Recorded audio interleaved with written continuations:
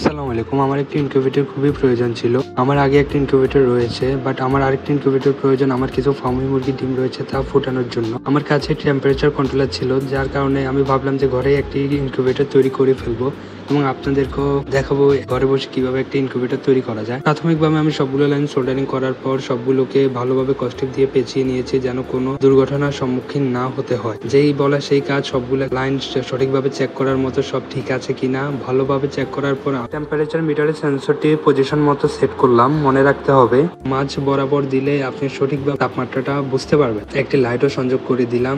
আমার আগের ইনকিউবেটরটির মধ্যে আমি কিছু কোয়েলের ডিম দিয়ে রেখেছি। আশা করছি 4-5 দিনের মধ্যে আমার ডিমগুলো ফুটবে। আর পাশে যে ইনকিউবেটরটি রয়েছে, যেটা আমি মাত্র তৈরি করেছি, তাতে কিছু আমি ফার্মি মুরগি ডিম ফোটানোর চেষ্টা করব। যারা যারা বাচ্চা ফোটানো দেখতে চান অবশ্যই চ্যানেলটিকে সাবস্ক্রাইব করে যাবেন। ধন্যবাদ।